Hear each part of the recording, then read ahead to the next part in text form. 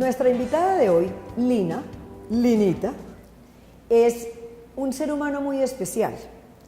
Pero cuando yo digo especial es porque realmente es muy especial. Nació de 5 meses. A ver, Linas, cuéntanos.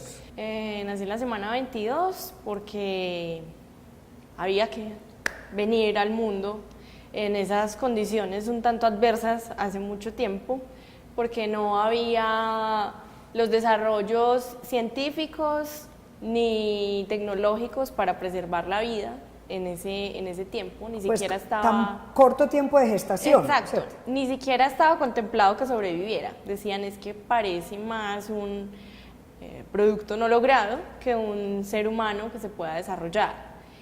Entonces, y como no, en ese momento todavía la técnica de madre canguro no estaba implementada en el país, se creó un par de años después, era mucho más difícil que la tasa de sobrevivencia fuera, que la expectativa de vida fuera alta. Entonces fue muy complejo, fue pasar 2 meses y medio en una incubadora hospitalizada sin contacto humano más allá del de las enfermeras y los médicos.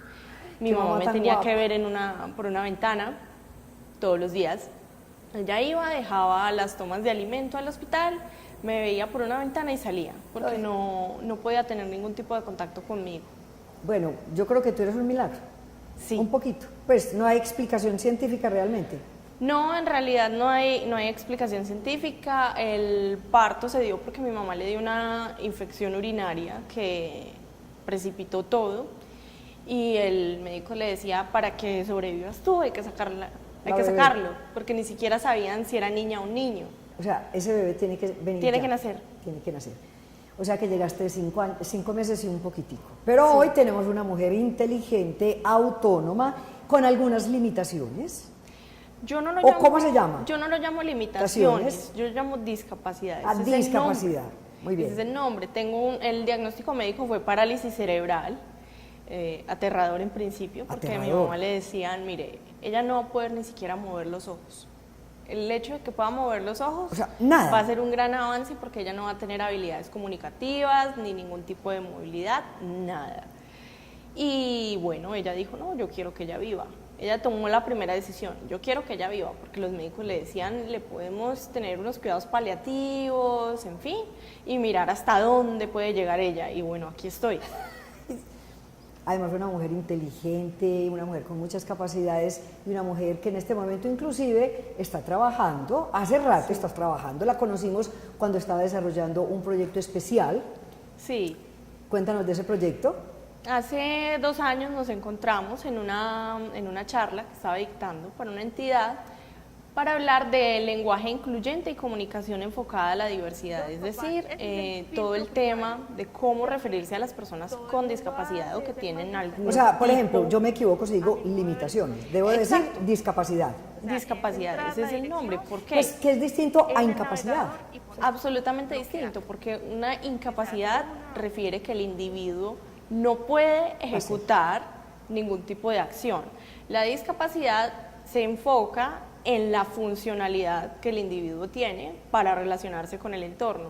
Es decir, cambia la perspectiva, porque la incapacidad se refiere al individuo como tal, la discapacidad se refiere a la relación de la persona con el entorno en el que se mueve, cómo se desplaza para trabajar, cómo se desplaza para estudiar, para salir en televisión, para hacer cualquier cantidad de actividades a las cuales las personas nos dedicamos en el diario vivir. Bueno, entonces tú desempeñas tu trabajo común y corriente Sí. y tienes un par de compañeras, un par de amiguitas. Sí, aquí que están. se llaman. Se llaman Valeria y Valentina. No Muéstralas. es casual que les tenga nombre. Lo que pasa es que lo que uno nombra existe. Claro.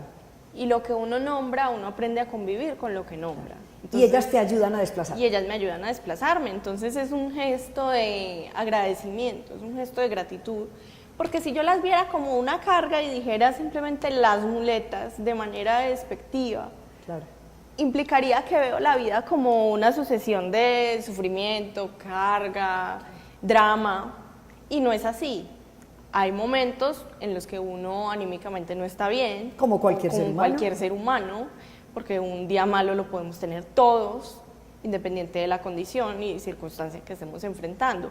Entonces, cuando yo decidí nombrarlas a ellas fue porque en ese momento asumí que mi discapacidad era parte de mi vida, que era parte de mí, pero que no era yo.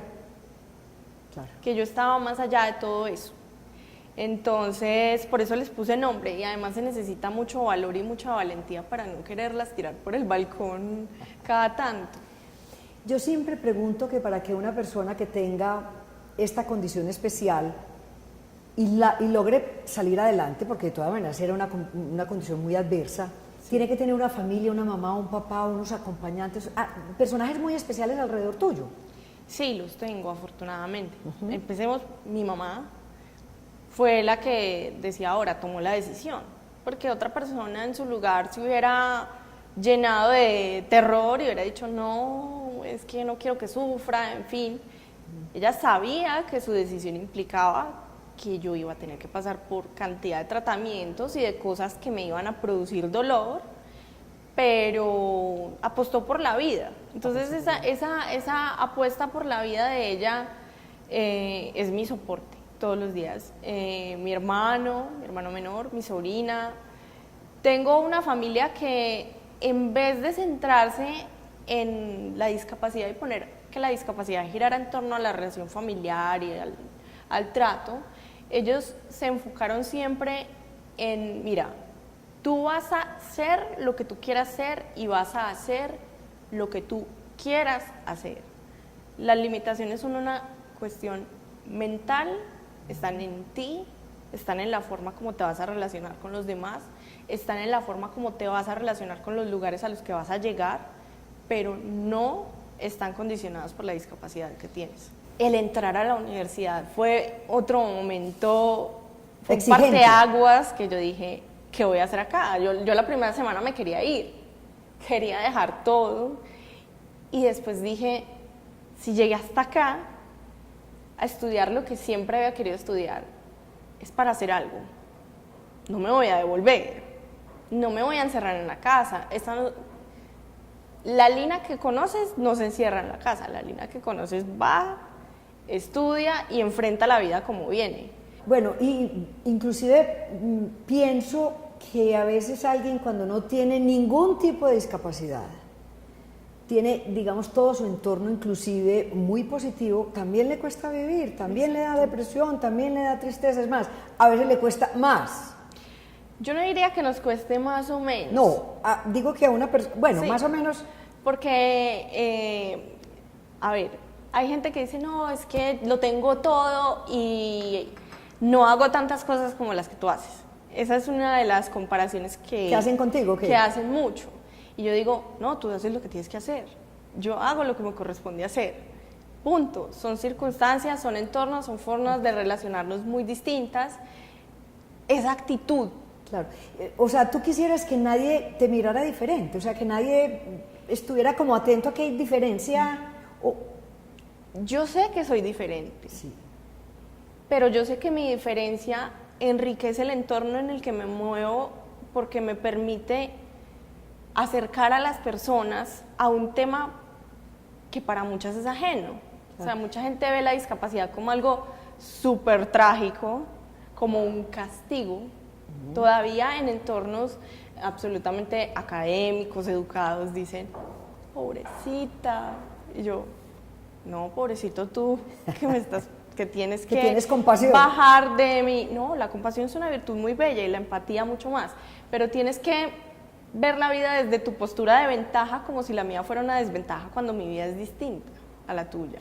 Entonces, cuando entendemos que la diferencia enriquece y no solamente al respecto de la discapacidad, sino de cualquier forma de diversidad, no es que nos hagamos invisibles o normales versus anormales, deja de existir esa brecha, simplemente somos personas. Pero mira, he estado haciendo una serie de entrevistas con personas especiales, ¿cierto?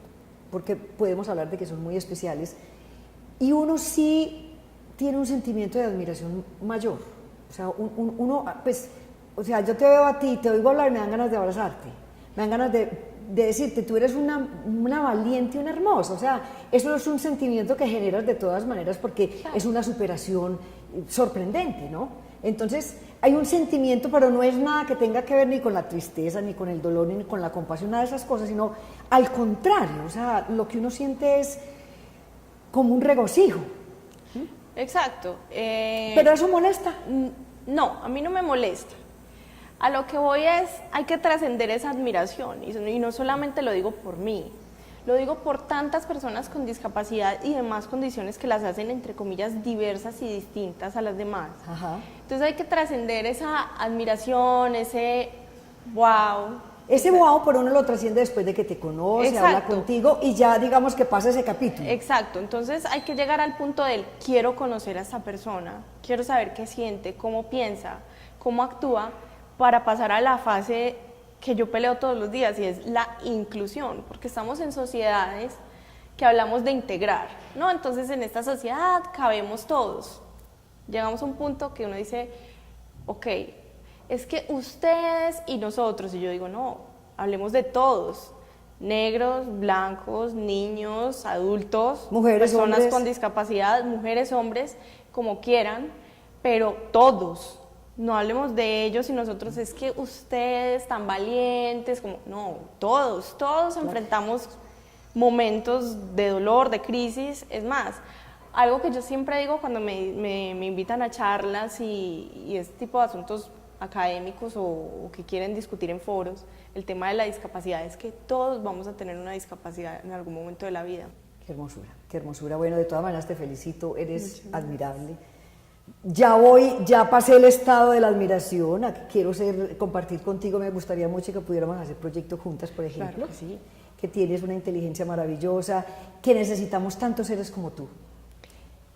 Creo Muchas que gracias. necesitamos, además de seres como yo, necesitamos que haya empatía en el mundo, porque la empatía es ponerse en los zapatos, en el lugar de esa otra persona que a la luz nuestra puede ser distinta, puede estar en desventaja, y conocerla. Cuando conocemos a los otros, aprendemos de los otros y enriquecemos este mundo. Pero entonces debe haber más empatía en el mundo. Sí, clave. Vamos a contarle entonces a la gente sobre tus páginas web, sobre todo este desarrollo que estás realizando en este momento. Me pueden encontrar en las redes sociales como Lina Rojas Montoya, me buscan, ahí sale mi fanpage en Facebook, @LinaRush en Twitter. En YouTube también estoy así, tengo mi canal. Aprovechemos la tecnología para acercar a las personas, no para alejarlas. Entonces los invito a seguirme en Twitter, que ahí me van a encontrar, @LinaRush. Bueno, Linita, muchas gracias. No, muchas gracias. Es un privilegio tenerte aquí con nosotros. No, el privilegio es mío. Tan linda, muchas gracias. Si les gusta este tema, si les gusta mi entrevistada, denle like, compártanlo con los amigos y suscríbanse a nuestro canal. Si tienen alguna información, alguna opinión, pues adelante pueden hacerlo. Muchas gracias de nuevo. Gracias. Y un abrazo.